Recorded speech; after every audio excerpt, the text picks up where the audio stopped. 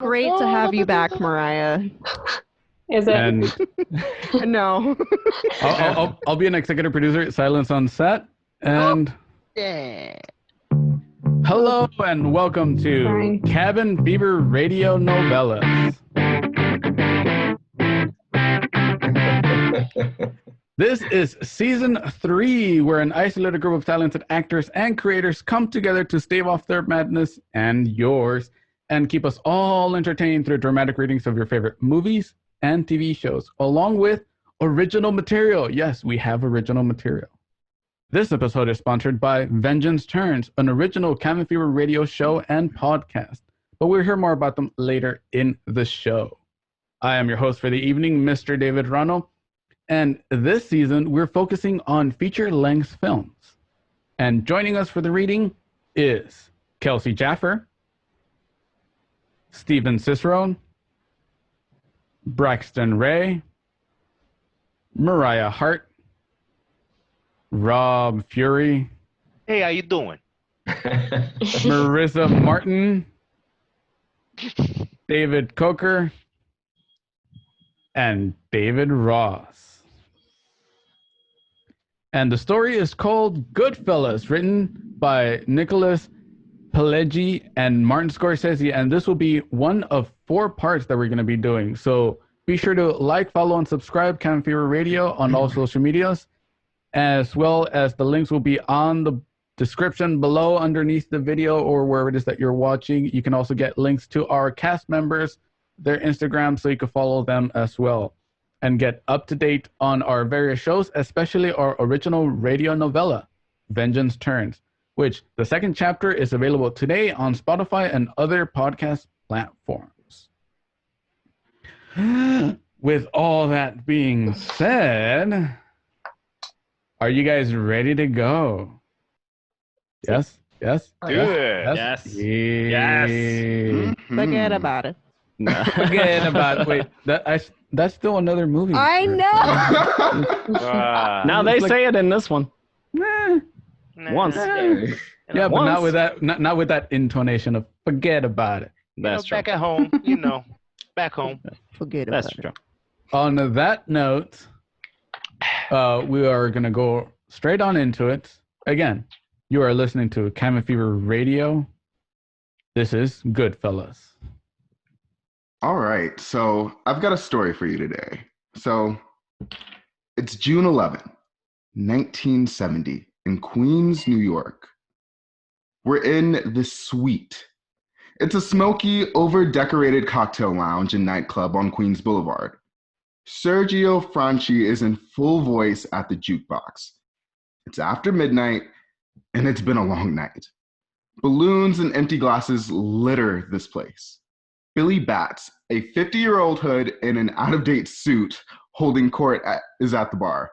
We see a younger, more sharply dressed mobster walk in with a beehive girlfriend, and he hugs Batts. Billy, you look beautiful. Welcome home. What are you having? Give them what they're drinking. We see Hey, 4 other men, including Henry Hill and Jimmy Conway, standing near Billy Batts at the bar. They raise their glasses in salute. Tommy DeVito and another beehive blonde enter. Billy Batts looks up and sees Tommy. hey, look at him. Tommy, you grew up. Hey, Billy. Yeah, how are you? Son of a bitch, get over here. Tommy walks over and Batts too aggressively grabs Tommy around the neck. Tommy doesn't really like it either. Hey, Billy, watch the suit. Listen to him. Watch the suit, he says. A little pisser I've known all my life. Hey, Tommy, don't go get too big. Don't go busting my balls, okay? If I was busting your balls, I'd send you home for your shine box. Tommy's smile turns to a glare as he realizes Batts is making a joke of him. The men at the bar, they all start laughing, and his girl is just looking glumly at her shoes because her man just got. You remember Tommy Shines? The kid was great. He made mirrors. No more shines, Billy. Come on, Tommy. We're only kidding. You can't take a joke? Come on. Tommy's still angry, but he starts to relax after the apology. Now get the hell home and get your shine box. Henry quickly steps in front of Tommy, who is about to explode. Oh, come on, relax. He's drunk. He's been locked away 6 years. I don't give a shit. That guy's got no right. Tommy, he doesn't mean anything. Forget about it. He's insulted me, that rat bastard. He's never been any fucking good. Tommy, come on, relax. Keep him here. I'm going for a bag. Tommy roughly grabs his girl's arm and storms out. All right, Bats, I'm sorry. Tommy, he gets loaded. He doesn't mean any disrespect. He's got a hot head. The last two guests get up to leave. Henry puts another $1 in the jukebox and moves back behind the bar and starts to total the register receipts. So while that's happening, we're going to change scenes. And now we're at the entrance of the suite, okay? From Henry's point of view, behind the bar. We see the guests leave, and suddenly we see Tommy in the doorway. Henry walks around the bar and approaches Tommy. Now Jimmy and Bats are still seated at the bar with their backs to the door. They're fucking mutts. Jimmy nods. I seen them. They walk around like big shots and they don't know shit. Guy gets half a load on, he mouths off. When I was a kid, I swear my mother, you mouthed off, you got your fucking legs broke. Henry approaches Tommy, who is carrying a large folded package under one arm. Tommy, followed by Henry, walks over to the bar where Jimmy and Bats are talking. Tommy drops the package on the floor.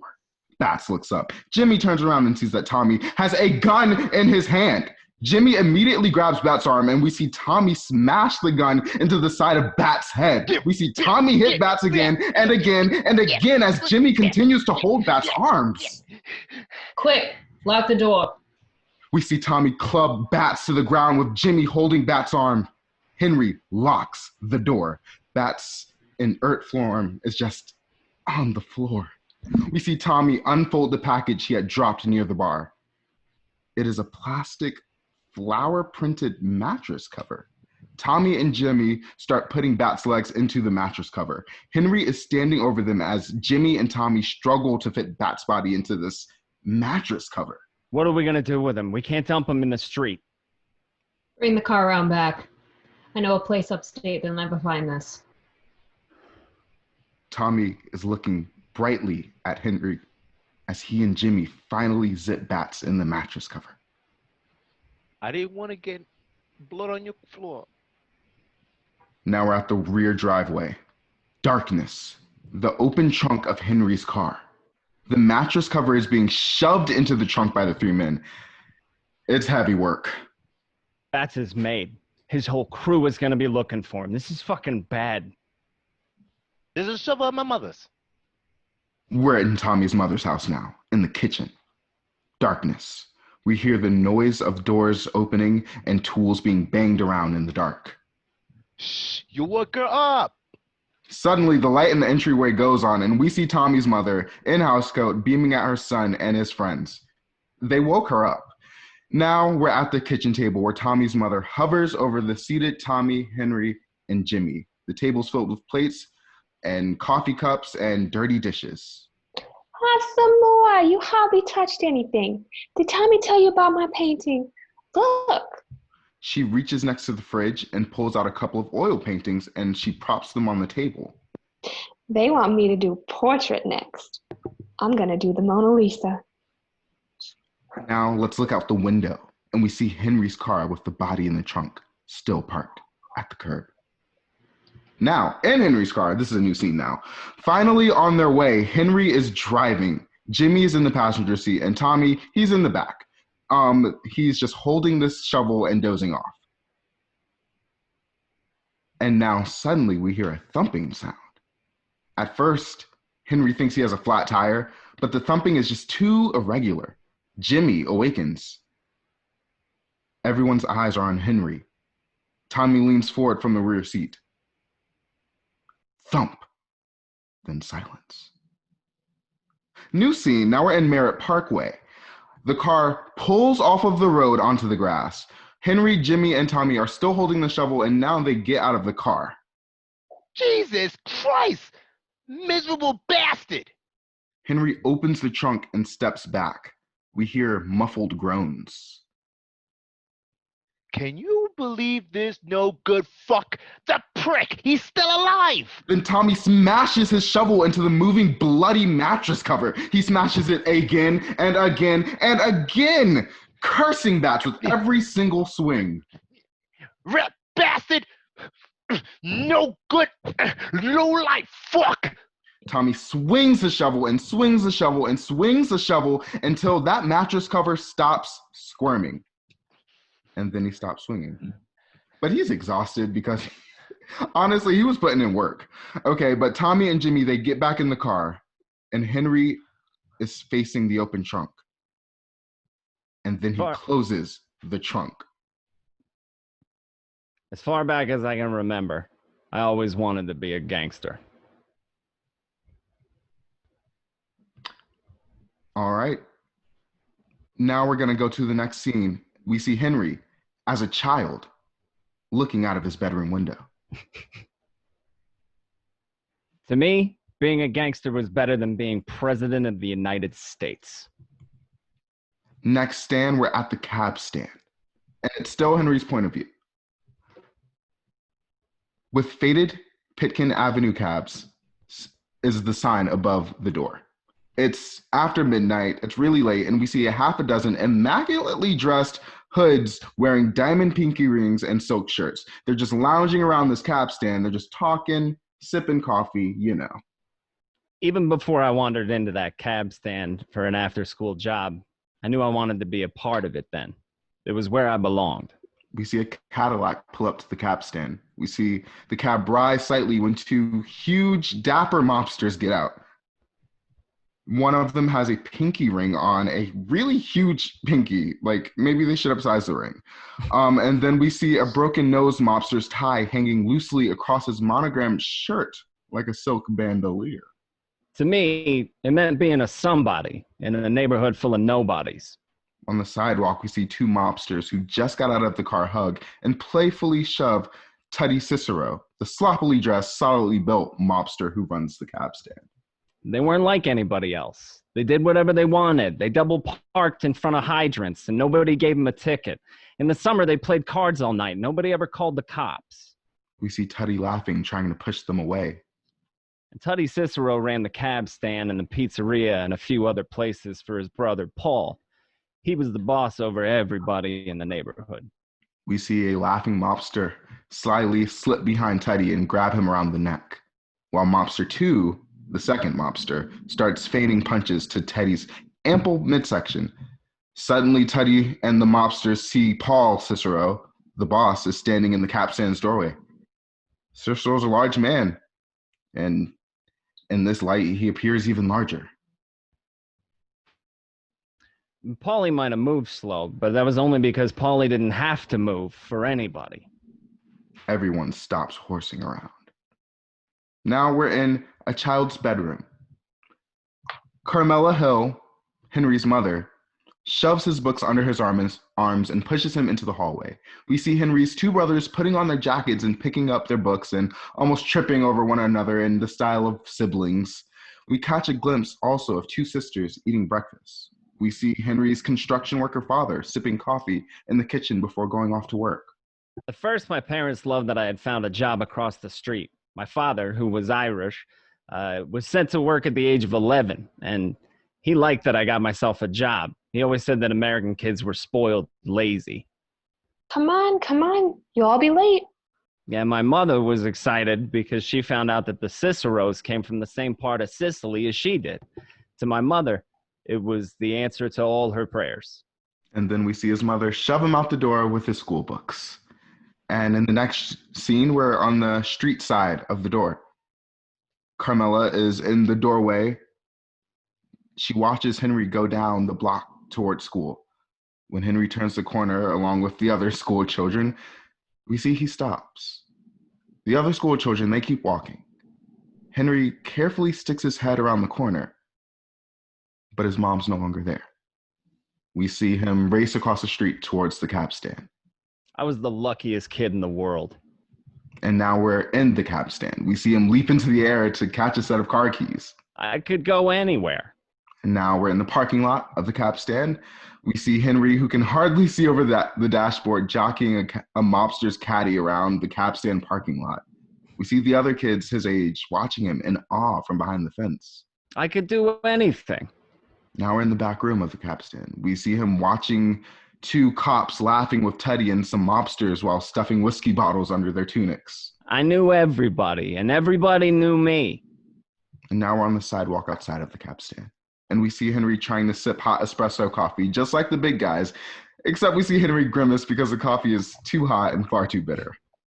Yeah, but it wasn't too long before my parents changed their minds. For them, the cab stand was supposed to be a part-time job, but for me, it was full-time.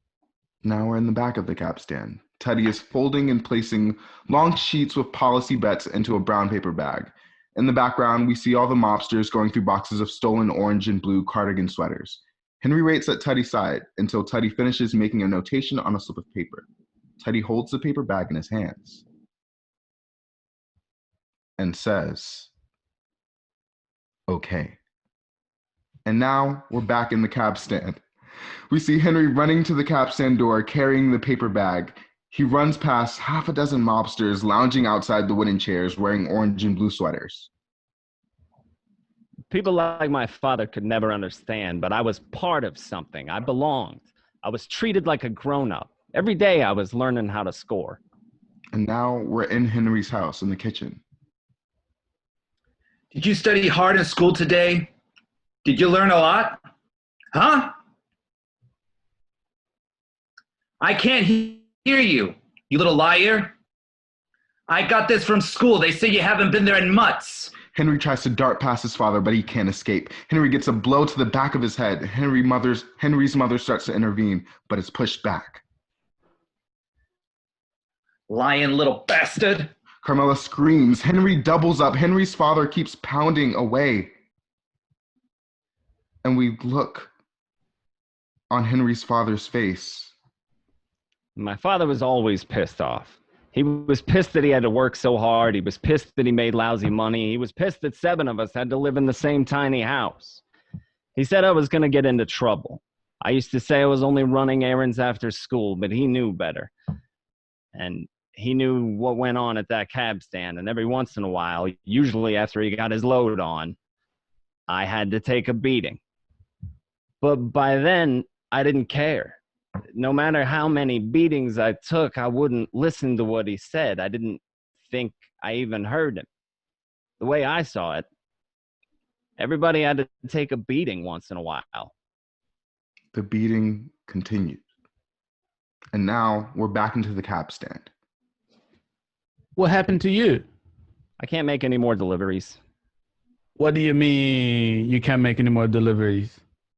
You're going to fuck everything up. Well, my father got a letter from the school. He said the next time he'll kill me. Now we're in an automobile with 3 mobsters and Henry in a parked car outside the post office. Is that the one? No. Him? No. There.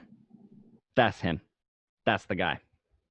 The mobsters get out of the car and grab a stunned mailman. He loses his hat and spills some mail as they shove him into the car's rear seat. And now we're in the neighborhood pizzeria. Teddy is standing in front of the pizza oven. Henry watches as mobsters shove the mailman against the side of the oven. We see Paul Cicero in the background. You know this kid?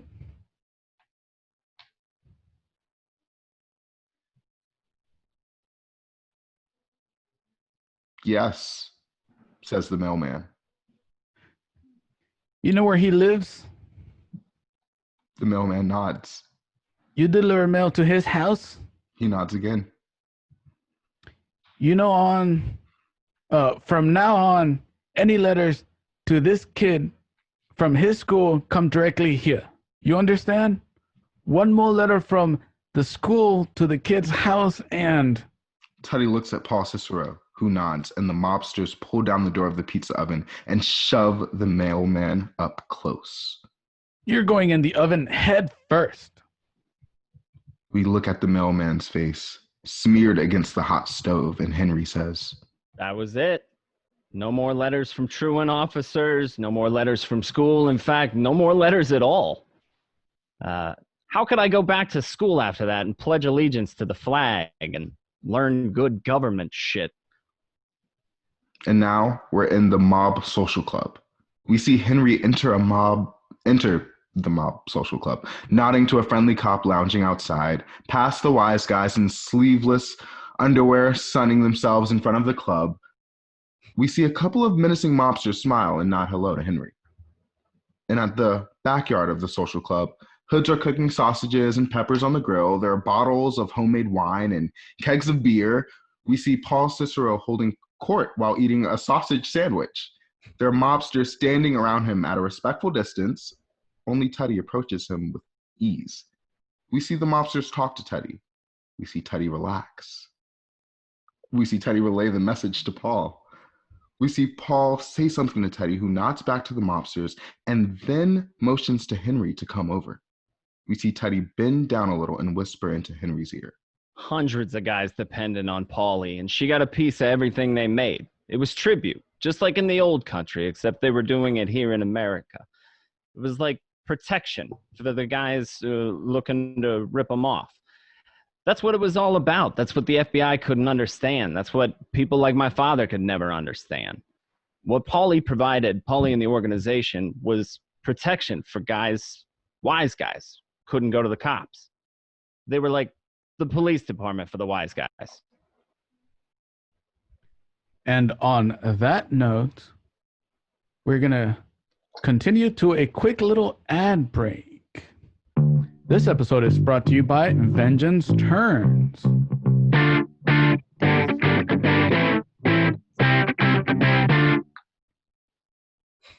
An original radio show and podcast entitled Vengeance Turns takes place in 1876 California. A young woman loses everything, including her beloved husband, son, and daughter, in a violent attack that leaves her for dead. And with a lust for bloody vengeance that turns her into a murderous vigilante. The second chapter, Lost People, in its fully produced form that includes special sound effects and an original score, is premiering today. You can listen to Vengeance Turns on all major platforms such as Spotify and Apple Podcasts. Get a direct link to the second chapter on the description below, or simply visit vengeanceturns.com. vengeanceturns.com. What are you waiting for? Go check it out after the show and let us know what you think. And if you enjoy, share. Remember, that is vengeanceturns.com. Thank you, Vengeance Turns. Vengeance Turns. And now, you're listening to Cabin Fever Radio. This is Goodfellas. All right, and we're back. So now we're in a used car lot, and we see Teddy in his car hand Henry a hammer, some rags, and a 5-gallon can of gasoline. Teddy then drives away and says, I'll be up at the corner. We see Henry break the windows of about 6 cars parked facing the sidewalk.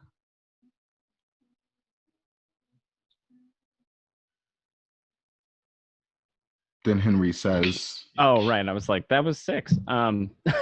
People looked at me differently. They knew I was somebody. We see Henry shove the gas-soaked rags through the broken car windows. Henry looks up to the block where Teddy is parked.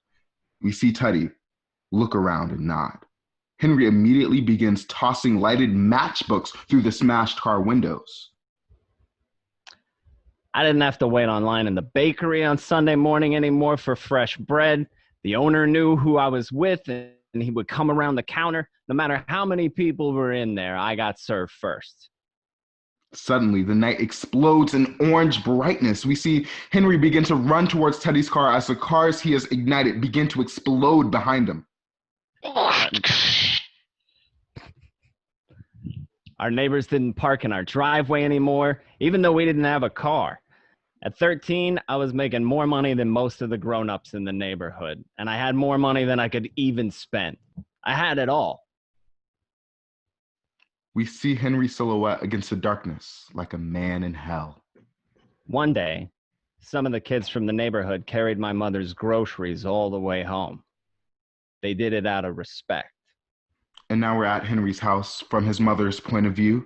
She sees gray lizard shoes, gray pin-stripped trousers, gray silk shirts, Billy Eckstein collar, yellow silk ties, and double-breasted jackets. She looks up and she sees Henry's smiling face. My God, you look like a gangster. And now we see a screaming man running towards the pizzeria, holding his hand. And now we're in the pizzeria. We see Henry standing near the front of the store. And a random person comes up, starts screaming. I've been shot! Help! Help! Close the door. Don't let him in. Henry grabs a chair, takes it outside for the man to sit in, and then closes the pizzeria door. The man collapses in the seat, and Henry immediately starts wrapping the man's shredded and bleeding hand in his apron. The man, he is turning white, and he's praying to God. It's okay. It's okay. They're getting an ambulance. We see him prop the man up and race back into the pizzeria for more aprons, which he takes outside and continues to wrap this man's bleeding hand in, just as the ambulance pulls up. And then Teddy comes up behind Henry as the man is rushed away. It was the first time I'd ever seen somebody shot. You're some fucking jerk. We see that Henry is stunned. You wasted 8 fucking aprons on that guy. I remember feeling bad about the guy, but I also remember feeling like maybe Tuddy was right. It's not like Paulie wanted somebody dying inside of the building. And now we're in the cab stand. Henry is making a ham and cheese sandwich. We look through this room full of people playing cards through professional card dealers, and there's skittering cards all across the green. There's felt tables. We see bodyguards washing the door. And we see Teddy Cicero walking around the tables. We see Paul Cicero standing quietly on the side. And we see Henry giving the sandwich to one of the players. It was a glorious time. Wise guys were all over the place. It was before Appalachian, before Crazy Joey decided to take on a boss and start a war. It was when I met the world. It was when I met Jimmy Conway. And we see Jimmy Conway walk in the door. He couldn't have been more than 24, 25 at the time, but already he was a legend. He'd walk in the door and everybody who worked the room went wild. He'd give the doorman 100 just for opening the door.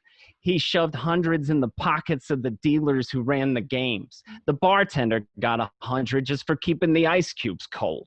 Henry sees Paulie give Jimmy a hug around the shoulder. Henry sees Jimmy handing money to the doorman. Henry watches the players timidly move their chairs slightly out of the way to make room for Jimmy.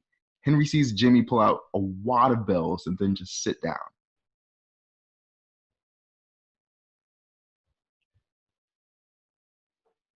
Then Jimmy says to Henry, Hey kid, give me a 7 and 7. And then we see Henry make the drink and bring it to him. Henry, say hello to Jimmy Conway. Jimmy slips a $20 bill in Henry's pocket. Keep him coming. And then we're looking at Jimmy as Henry says, Jimmy was one of the most feared gals in the city. She was locked up at 11 and she was doing hits for mob bosses at 16. Hits never bothered her. But what she really loved to do was steal. I mean, she actually enjoyed it. Jimmy was the kind of gal who rooted for the bad guys in the movies. She was one of the city's biggest hijackers. Clothes, razor blades, booze, cigarettes, shrimp and lobsters. The shrimp and lobsters were the best. They went fast. And now we're in a trailer truck near an airport. The trailer truck is stopped at a light in a deserted area near JFK. We see the driver being quietly led to a car where Jimmy is standing. We see Jimmy routinely take the driver's wallet. There's absolutely no resistance. And almost all of them were gimmies. We see Jimmy put a $50 bill in the driver's pocket. They called her Jimmy the Gent. The drivers loved her. They used to tip her off about the really good loads. And of course, everybody got a piece. And when the cops assigned a whole army to stop her, she made them partners. And now we're in the cap stand parking lot. We see rows of cigarette cartons piled inside a large trailer truck. Jimmy and Tommy DeVito, a youngster about Henry's age, are moving large cigarette cartons towards the truck tailgate. While Jimmy is dressed like a truck driver, Tommy is very nattily dressed in a sharply cut suit and high-biffed shoes. Jimmy and Tommy are loading the cartons into the arms of a woman school crossing guard who is having difficulty carrying this load. Hey, Tommy. Help the lady. Tommy scrambles down from the truck and helps the school crossing guard to her own car, where we see she already had one load of the cartons. And we see Henry standing near her car and watching. Thank you, sweetheart. Jimmy stands behind Tommy and Henry. Say hello to Tommy. You'll do good together. But a police car is pulling up on the sidewalk where Henry, Tommy, and Jimmy are standing. But the cops recognize Jimmy. Anything good? Henry watches Jimmy smile and toss a couple of cartons into their car. The cops drive away. And now, we're at the factory gate. It's quitting time. We see Henry busily selling cartons to the workers. Tommy's getting cartons out of the truck, out of a parked car nearby. Henry is so busy he can hardly keep the money and the cash straight, which is not a good thing, but he's trying to get it together. Instead of the neat roll we saw in Jimmy's hand, Henry's cash is just in different pockets. It's a wrinkled mess. I don't even know. We see Henry approached by two city detectives.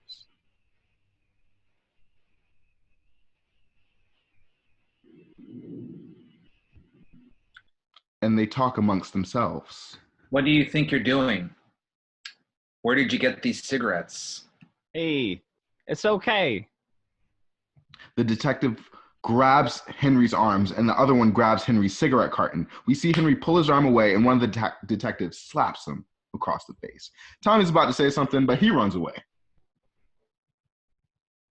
And now we're in the cap stand. We see Tommy talking to Teddy and assorted mobsters at the cap stand. And now we're in the courtroom. Henry is waiting along with dozens of hookers, nodding junkies, muggers, and shoplifters. When Henry's case is called, we see a well-dressed mob lawyer. Henry, who has never seen this lawyer before, walks to the prosecutor rather than the defendant's table. A court clerk nods him towards his own lawyers. And now the lawyer nods and smiles to the judge, who smiles and nods back. Counselor, proceed. In the courtroom center aisle, Henry is walking out of the court. Henry sees Jimmy stalking and waiting for him in the rear of the courtroom. Jimmy puts her arm around Henry like a mother and tucks a $100 bill into Henry's chest pocket. They walk out into the court corridor in silence together, and then the whole crew from the cap stand's waiting for them. They start clapping and whistling and slapping his back and cheering, and it's just such a nice moment. Hey! You broke your cherry, you broke your cherry. Yeah, you broke your cherry. Way to go. It's about time. And then Henry comes in with, By the time I grew up, right? Sorry, yes. By the time I grew up, there was $30 billion a year in cargo going through Idlewild Airport, and we tried to steal every bit of it. and now we're in the airport diner. We see the gray lizard shoes and the sharp gray pants, and we finally see Henry standing in the parking lot with a large truck pulls up. We see Tommy DeVito standing with him. You gotta understand, we grew up near the airport. It belonged to Polly. We had friends and relatives who worked all over the place, and they tipped us off about what was railing in, and we cut them in on what was going out. And then we see the drivers get out of the truck with the engine still running and leave the door open. He nods to Henry, who does not respond, and the driver casually walks towards the diner. If any of the truckers or airlines gave us any trouble, Paulie had his union people scare him off with a little strike. It was beautiful. And it was an even bigger moneymaker than the numbers. And Jimmy was in charge. Whenever we needed money, we'd rob the airport. To us, it was better than Citibank. And now we're back in the diner, and we see the driver rise from the debris of breakfast dishes, leave a tip, pay the cashier, and then walk out of the door towards his truck in the parking lot. The driver rushes back in through the door towards the cashier. Hurry! Give me the phone. 2 idiots just stole my truck. And now we're in Sonny's Bamboo Lounge, a cavernous room within earshot of the airport that looks like a movie nightclub. No matter when you walk into the Bamboo Lounge, it's always in the middle of the night. Now we walk past zebra-striped banquets and bar stools, past sharply dressed businessmen, bookmakers, and mobsters. And there was Jimmy and Tommy and me. And then there was Anthony Stabile, Frankie Carbone, Fat Andy, Frankie the Wop, Freddie the Nose, Freddie No Nose, Pete Killer, Nikki Blonda, Mickey Franzi, and Johnny Two Times, who got that name because he said everything twice, like, you want to get the paper, get the paper. And then we look in the back room, and we see that this back room is filled with racks of clothes, box television sets, new toaster ovens and stereos, and we see a man rolling racks of fur coats into the room, which look like a discount store warehouse. Yo, Sonny, we got the coats. You got any suits? No, not till Tuesday. I need suits. Henry, Jimmy, Tommy, and assorted mobsters and their girlfriends are having a party. There are buckets of champagne around the table. There is steak, there's lobster, and there are vegetarian options too. And the table is a mess and everyone is just laughing. And then we see Henry look at his watch and look at the lounge entrance. If for us to live any other way was nuts. To us, those goody-good people who worked the shitty jobs for bum paychecks, who took the subway to work every day and worried about their bills, were dead. They were schmucks. They were suckers. They had no balls. If we wanted something, we just took it. If anybody complained, we hit them. It was routine. You didn't even think about it. And now we are at the doorway of the Bamboo Lounge. We see Frenchie McMahon, a beefy man in a leather windbreaker, enter. And we see Henry get up and go over to greet him. And now we're in the bar with Henry and Frenchie. They embrace. Frenchie is wearing his Air France cargo worker coveralls under his leather jacket. And we see the Air France logo and the name Frenchie in script over the coveralls breast pocket. It's all there. I can get you past the alarms. And I can get the key. We see Henry turn at the table and wave at Jimmy to join them at the bar. And as they are at the bar, we see Jimmy get up and go there. We see Tommy at the table with Sonny Buns, the owner, hovering around. Sonny Buns is holding a thick sheaf of bills. We see Sonny timidly approach Tommy by whispering in his ear. In the background, we also see the face of a terrified waiter. It's okay. Put it on my tab. Tommy, it's not just this. Tommy, please. It's $7,000 here. We see Tommy. Tommy. I need the money. Tommy, please. I owe the world. You son of a fuck. Are you calling me a fucking deadbeat? The money I spend here embarrassing me in front of my fucking friends, you miserable fuck? Can you believe this bastard? Ungrateful fuck. I ought to fucking break your legs. Sonny Buns is scared and flees toward his office, with Tommy making a half-hearted gesture to follow, but instead he just walks over and joins Henry, Jimmy, and Frenchie at the bar, and they are just all smiles. Then Frenchie says, Hey, Tommy, have a drink. Now we're in the back room of the cab stand. We see Sonny Buns meekly seated at a table facing Paul Cicero, Henry standing behind Sonny Buns for support. If you knew those fucking kids, they're nuts. Especially that Tommy. What am I gonna do with them? But I'm worried. I'm hearing all kinds of things. Paulie, you know all my life. I've always done the right thing. You think that matters? You think they give a shit about anything? The little bastards. But it isn't right, Paulie. That Tommy, he's making trouble for me all over town. I can't go here, I can't go there. You? You think you're the only one? I've talked to them a million times, but they don't listen. But Paulie, please. Someday they'll get what's coming to them. That's the only way they'll stop. Paulie, I swear, I'm afraid. The guy's nuts. What do I have to do? Whatever I gotta do, I'll do. What can I do? If I could do something, don't you think I would? Tell him. It's okay. What? I was thinking that maybe you could come in with me. Take a piece of the place. If you were with me, maybe then he'd lay off. What do I need? I mean it. We could do good. You want a partner? Please. Now we're back in the Bamboo Lounge, curbside, and we see trucks with liquor, beer, sides of beef, and even furniture like bar stools and large mirrors being unloaded and delivered right into the front door. Now the guy's got Paulie for a partner. Any problems, he goes to Paulie. Trouble with the bill, you go to Paulie. Somebody's not paying you, go to Paulie. Trouble with the cops, deliveries, Tommy. He can call Paulie. And now we're back inside the Bamboo Lounge. We see Henry and two mobsters from Capstan checking the cases of liquor being delivered into the lounge. The entire room is filled floor to ceiling with cases of whiskey, wine, crates of lobster and shrimp, and stacks of table linens and sides of beef. The place looks like a warehouse. Yeah, but now the guy's got a problem because he's got to come up with Paulie's money every week. No matter what. Business is bad, fuck you, pay me. You had a fire? Fuck you, pay me. The place got hit by lightning. Fuck you, pay me. Also, Paulie could do anything, especially run up the bills on the joint's credit. Why not? Nobody's going to pay for it anyway. And now we're back into the Bamboo Lounge, the rear alleyway. We see these cases of liquor, wine, sides of beef, all of that being carried out of the rear door of the lounge by mobsters from the Capstan and loaded onto U-Haul trucks. As soon as the deliveries are made through the front door, you move the stuff out the back door and sell it at a discount.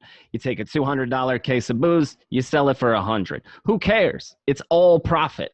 Back in the Bamboo Lounge office, Henry, Jimmy, and Tommy are standing around the small workman's table. There's no desk. The office looks denuded of furniture. A lawyer is going over papers. A terrified, unshaven Sonny Buns is seated behind the desk. The lawyer is showing him where to sign. And finally, when there's nothing left and you can't borrow $1 from the bank and you can't buy another case of booze, you bust the joint out. And then we see hands making rolls of toilet paper being kneaded into long rolls with stemo. Henry and Tommy are now shoving wads of this paper stuff into the ceiling rafters, and you light a match. The lightning rolls of sterno paper. And now we're in the Bamboo Lounge, back curbside. The street's empty. Henry and Tommy are seated in Henry's car. They are watching the Bamboo Lounge. You gotta help me out, okay? This girl I told you about, Diane. She's from 5 Towers. She's Jewish. She won't go out with me alone. Can you believe this shit? She's fucking prejudiced or some shit. Yo, but she's built. She's never been out with an Italian before. She says she'll only go out with me on a double date with her girlfriend. You believe this shit, yo? But you gotta see her. I mean, ha! She's fucking beautiful. Will you get the fuck out of here? Hey, is it my fault that she won't go out without her girlfriend? For fucking Christ's sake, come on. You don't even have to stay. Jesus, what's the fucking big deal, huh? Tommy. You see smoke just coming out of the basement windows of the Bamboo Lounge. I swear, you don't I swear, you don't have to do nothing. Just show up and then leave. Do you think I want you around? All I need is for you to get me started, you know? And with that, we hear the car engine start. There's and a with fucking that, fire! With the fire in the background? With the fire in the background, I'm sure the car will drive away, but you'll have to listen next week to hear it Listen out. in for next week. Listen in for next week. Yeah. Fade to black. Will the car start? Will they get away from the fire before the fire spreads? Will the fire explode? Will they get caught next week? What happens to all the sides of beef? I know, right? What about the And shrimp with and the lobster? That's the barbecue. best. What Isn't will that happen technically with mean the all the date? steak and lobster's cooked? Like you could just go in there and dish up after the place is burned down, right? Oh, I know, that's right? true. It's like a Yeah. buffet now. Yeah. Right. You just gotta wash off all the dirt and and like the Asbestos. stemo. Accelerant. Asbestos, yeah. Ed, As Yeah. you have to All wash the off the stemo. asbestos as best as possible. Oh, you do. it's, my You God. do. it's a little burnt. It's still good. It's still good. Pass me a knife. Just scrape off all the It adds flavor. Those, Pretty much. you beat me to it.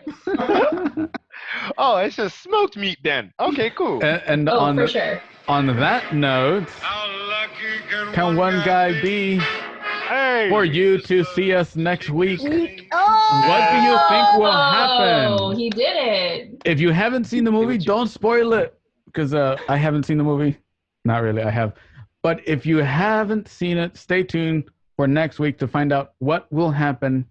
This has been Cabin Fever Radio Novellas, the reading of Goodfellas, Part 1. Next week, we'll continue with Part 2 and figure out if they ate the lobster with the little asbestos, you know? I'm betting they do. With I or mean, no without spoilers, butter? but I bet they do. No, I don't know. But the butter's gone because it all melted. Fair Yeah. enough. That's what cooked it, you know? Unless they had the butter over the lobster Then beforehand. that's good. Ooh. That's just it That's could what you have want. Rob here is a genius. How are you gonna combine arson, like willful arson, with also preparing the meal? Like that was beautiful. Hey, Yeah, they're good yeah. fellas. Yeah. That guy's a good fella. It's all Did good. it here first. And on that note, to all our viewers, thank you for listening. Thank you for tuning in. And again, you can see all the links to all the characters, all the cast members. You guys are characters. All the cast members in the description below, as well as follow us on Cabin Fever Radio Novellas on Instagram and Facebook, or just simply go to cabinfeverradio.com.